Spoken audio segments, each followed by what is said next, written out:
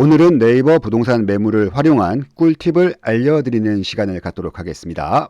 우리가 네이버 부동산으로 매물을 확인하면 해당 부동산 매물이 집주인이라고 써 있는데 집주인이 직접 올리는 건지 아니면 중개사가 올리는 건지 혹시 허위 매물은 아닌지 의문이 갑니다.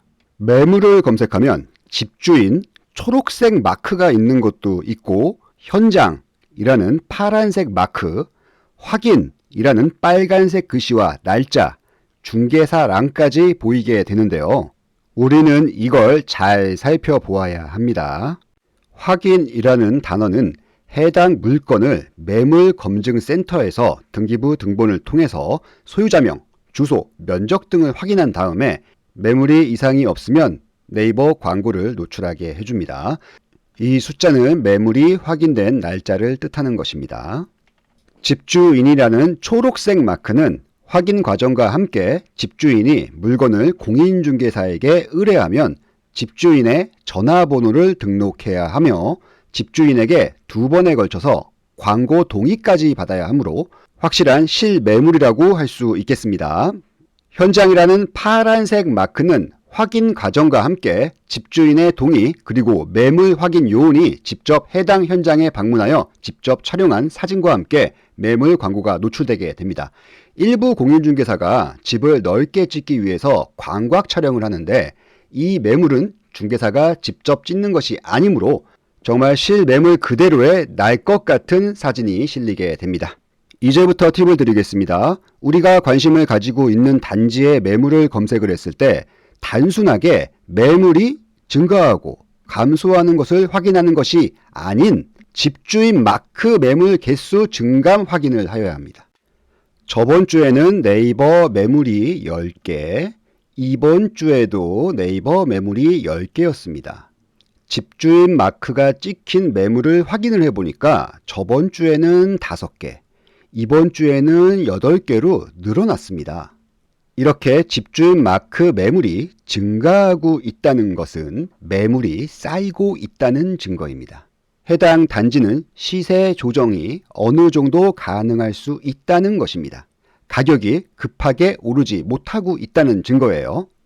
그럼 반대로 네이버 매물에 증감은 없는데 집주인 마크 매물이 8개에서 4개로 줄었습니다.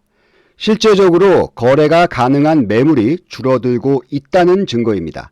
전체 매물은 같은데 실제적인 매물이 줄어들면서 가격 상승 여지가 있다는 것입니다. 매물을 검색을 할 때는 첫 번째로는 랭킹 순으로 하셔야 돼요. 랭킹 순으로 하는 이유는 집주인 마크가 먼저 찍힌 매물들을 먼저 노출시켜 줍니다. 그래서 첫 번째로는 랭킹 순으로 하셔야 됩니다. 그 다음에 최신 순으로 눌러서 검색을 하셔야 됩니다. 우리는 대부분 가격 순으로 많이 검색을 하죠. 그래서 허위 매물을 많이 당합니다. 예를 들어 보겠습니다.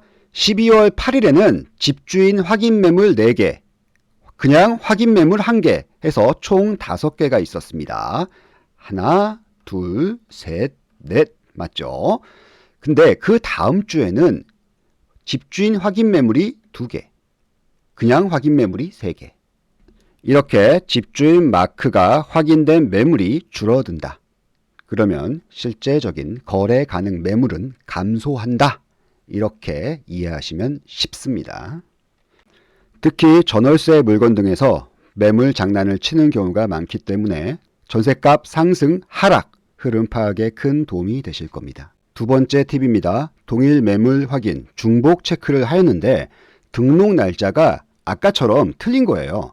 가격도 틀린 경우가 있습니다. 이럴 경우 해당 매물이 안 나가고 있는 호가 매물일 가능성이 굉장히 높습니다. 특히 동일 매물을 많은 중개사가 한꺼번에 같이 올린 경우는 동네 물건이라고 할 수 있습니다. 이런 물건은요, 금매라고 할 수 없습니다. 최신 순으로 보았을 때 가격이 올라가 있는지 아닌지까지 확인해야 됩니다. 한번 같이 보도록 하겠습니다. 네이버 부동산에 동일 매물 묻기를 체크를 하시고요. 집주인과 확인 매물 확인하시고 중개사가 여기는 38곳이나 같은 매물을 등록을 한 거예요.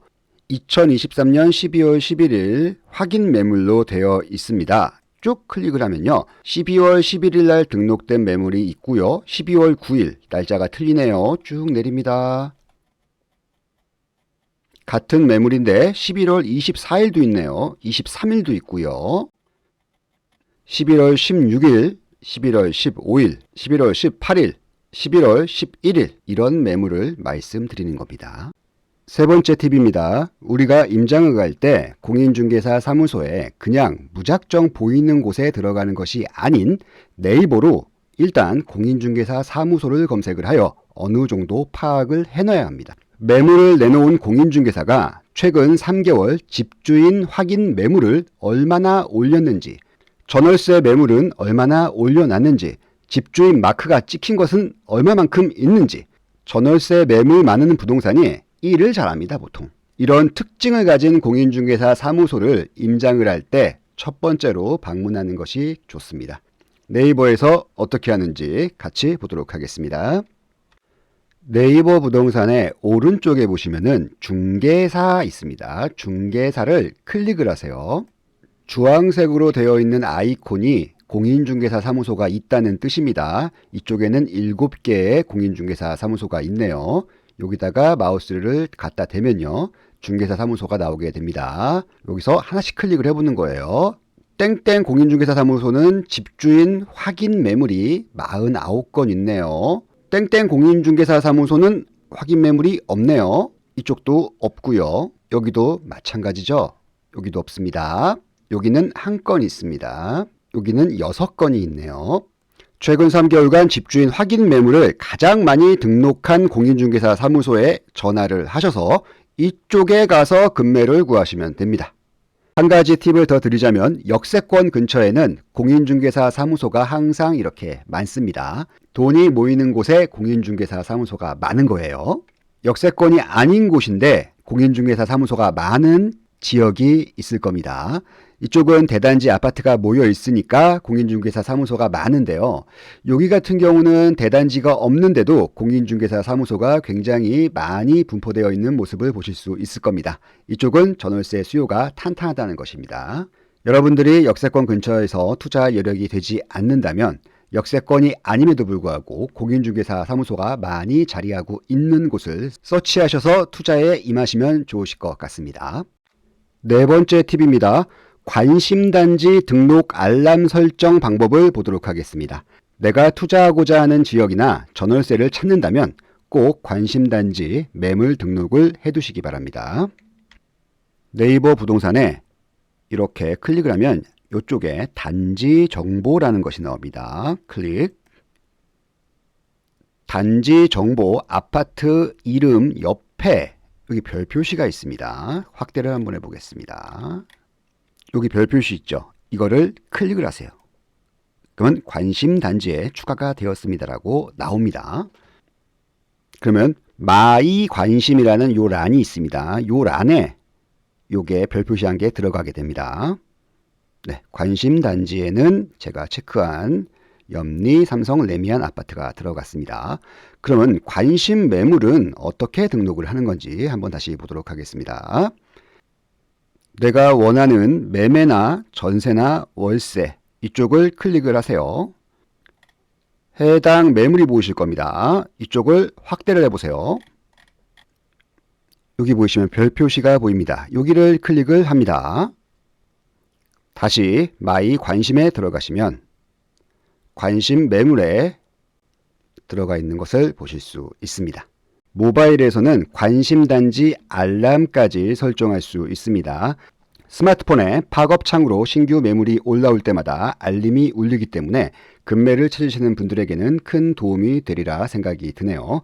너무 많은 단지를 관심 등록하면 계속 알람이 울리므로 꼭 필요한 단지만 알람을 설정하시기 바랍니다. 다섯 번째 팁입니다. 아파트 관리비와 커뮤니티 비용 등에 대해 이야기하겠습니다. 보통 이렇게 가르쳐 주시는 분들이 많지 않습니까? 아니면 공인중개사에게 물어보는 경우가 대부분이죠. 일단 네이버 부동산을 통해서 관리비를 확인하겠습니다. 네이버 부동산 하단에 이렇게 관리비가 얼마인지 확인을 할 수가 있습니다. 동절기, 하절기 이쪽에서 체크해가지고 확인을 할 수 있습니다. 관리사무소에 방문 전화, 커뮤니티 비용을 잘 모르면 관리사무소에 전화를 하시면 됩니다. 그렇지만 우리가 기본적으로 관리사무소에 전화하기 전에 미리 확인할 수 있는 사이트가 있습니다. 공동주택 관리 정보 시스템을 네이버에서 검색을 하면 해당 단지를 검색을 할 수가 있습니다. 여기서 관리사무소 연락처를 확인할 수가 있습니다. 같이 한번 보도록 하겠습니다. 해당 홈페이지에 들어오면 단지 정보라는 것이 있습니다. 우리 단지 기본 정보를 누릅니다. 이쪽에서 검색을 할 수가 있습니다. 서울특별시, 강서구, 마곡동, 전 마곡 13단지 힐스테이트 마스터 아파트를 검색해 보겠습니다. 그러면 우리 단지 기본 정보가 이렇게 나옵니다. 여기 관리사무소 연락처가 있죠. 팩스랑. 왼편 메뉴바에 관리규약이라고 나옵니다. 이거를 클릭해 보겠습니다. 클릭. 마곡 13단지 힐스테이트 마스터 아파트의 관리규약을 확인할 수가 있습니다. 클릭. 이쪽에서 다운을 받겠습니다.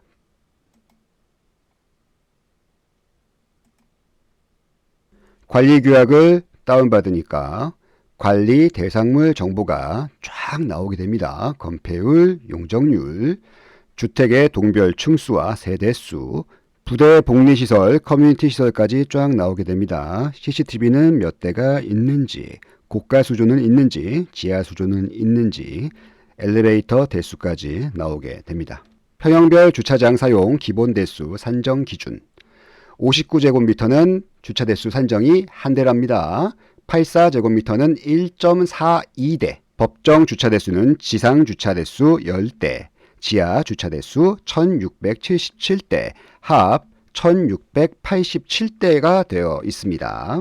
59제곱미터는 주차 가능 대수가 한 대랍니다. 한 대는 무료, 두 대는 만원 추가, 세 대는 3만원, 네 대는 9만원, 다섯 대는 15만원까지 부과가 됩니다. 84제곱미터는 한 대 무료, 두 대는 5,800원, 세 대는 25,800원 이렇게 나오게 됩니다. 6대 이상은 등록이 불가하답니다. 커뮤니티 센터 시설 운영 규정까지 나오게 됩니다.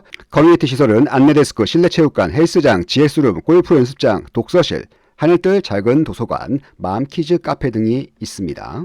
실내체육관 이용 안내 나오고요. 독서실 이용 안내, 커뮤니티 센터 이용 안내까지 나오게 됩니다. 헬스장은 외부인은 이용 금지고요. 헬스 라카는 월 5,000원이랍니다. 골프장 스크린 골프는 1회 30분, 1인 1시간 만원, 골프 라카는 월 만원이랍니다. 샤워장 운영시간까지 나오게 됩니다. 이 정도면 단지 내 부동산 사장님보다 더 많은 단지 정보를 알 수 있는 겁니다. 굳이 물어볼 필요가 없습니다. 한번 실험 삼아 물어보세요. 틀리는지 맞는지. 오늘은 네이버 부동산 매물 활용과 아파트 단지 정보를 얻을 수 있는 팁을 알려드렸습니다. 부동산 임장 전에 꼭 활용하시기 바랍니다. 감사합니다.